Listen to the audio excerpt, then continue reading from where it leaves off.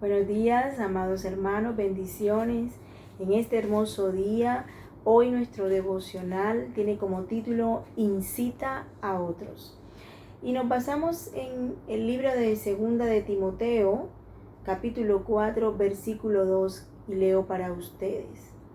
Que prediques la palabra, que instes a tiempo y fuera de tiempo, redarguye, reprende, exhorta con paciencia y doctrina.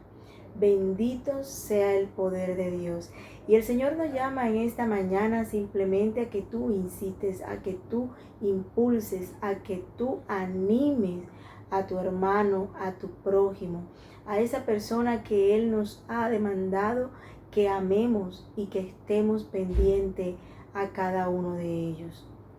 La situación actual nos permite precisamente involucrarnos, tengamos permiso o no, en la vida de nuestro vecino, de nuestro amigo, de nuestro hermano.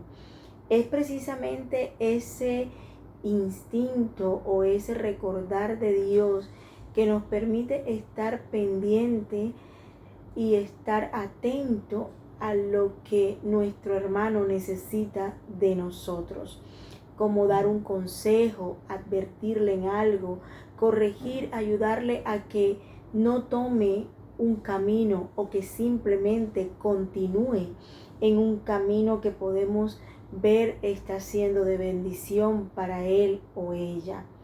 Incitar a otro a hacer algo correcto o simplemente motivarlo, impulsarlo a dejar de hacer algo. ¿Con qué? Con razones. ¿Con qué? Con súplica, con ruego, dando la explicación por qué motivo o circunstancia pensamos de X o Y manera. Y es precisamente en la palabra, en la Biblia, donde se emplea generalmente este término para convencer, para animar a otros a través de la palabra de Dios. Este texto que acabamos de leer, este versículo, nos motiva a aplicar esta palabra para aconsejar en todo momento, en toda circunstancia. Para muchos de nosotros, por mucho tiempo, esta palabra exhortar significa regañar. Y realmente no significa regañar. ¿Por qué? Porque esta palabra es precisamente lo que el Espíritu Santo hace. Tiene que ver con la obra que el Espíritu de Dios realiza. Podemos decir que la exhortación se refiere a estimular nuestra fe, a dar ánimo, a impulsar, invitar a la reconciliación, motivar a cualquiera a mejorar, ¿verdad?, nuestra relación o a mejorar las relaciones, no solamente con Dios, sino con cada uno de nosotros. En Romanos 12, 7, 8, Pablo nos lo recuerda, aplica precisamente este término, exhortación o consolación. Y si nosotros miramos esta palabra en griego, tiene como significado, dice, esta palabra en griego es paraclesis, que significa llamado al lado de alguien, traer a alguien muy cerca de ti. ¿Para qué? Para darle consolación, para alentarlo, para que él se anime, para darle ánimos.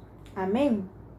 Dios nos llama precisamente hoy a que tú y yo tengamos esa bendición de exhortar, pero también nos llama a que cuando un hermano Dios le haya colocado, que se acerque a nosotros, a que nos exhorte, nosotros también debemos estar prestos a escuchar, ¿verdad? Es algo que es recíproco y la palabra de Dios nos dice que lo debemos hacer de dos maneras. Dice que lo debemos hacer con paciencia. Cuando estemos animando a alguien, lo debemos hacer con paciencia. Y además dice, no dejando de enseñar. Es decir, lo debemos hacer con doctrina. Son las dos condiciones que nos colocan al hacer o al realizar este ejercicio. Repito, que para muchos de nosotros no es fácil. No es fácil. ¿Por qué?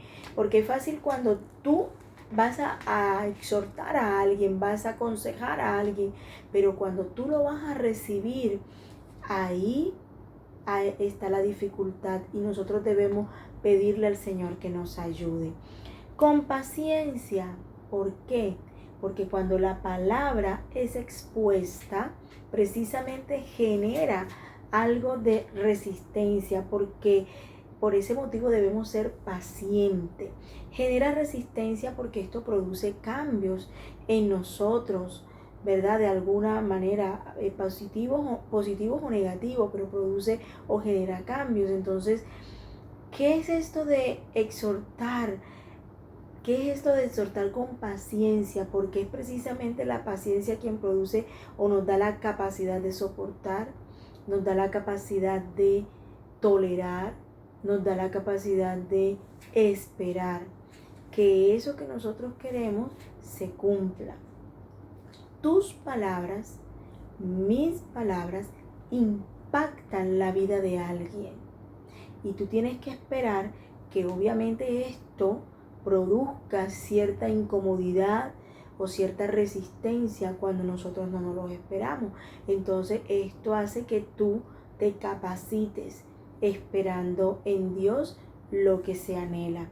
Ahora dice la palabra sin dejar de enseñar. Sin doctrina no se puede. Hablar o enseñar o exhortar teniendo en cuenta la palabra de Dios. No debemos dejar la palabra de Dios a un lado. ¿Por qué? Porque es precisamente esta quien nos anima a nosotros a saber por qué camino debemos continuar. Y un ejemplo de ello, para ser claro, está en Gálatas, capítulo 6, verso 12. Si alguno cometiere una falta, tú que estás bien, restauradle con espíritu de mansedumbre, mirándote a ti mismo.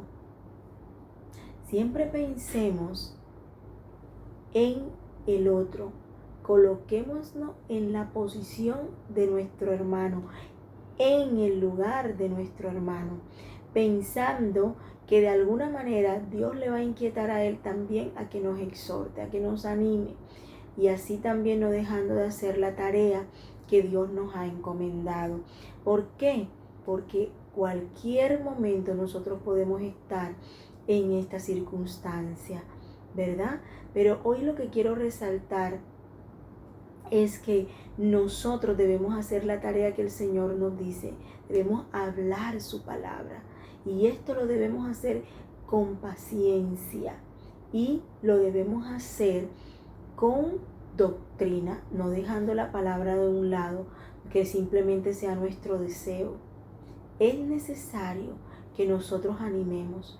Es necesario que nosotros ayudemos, que aconsejemos, ¿verdad? Pero también es necesario, cuando miremos a nuestro hermano por un camino que no va, podemos decir, ven, no te desvíes del propósito de nuestro Rey, con amor, con paciencia.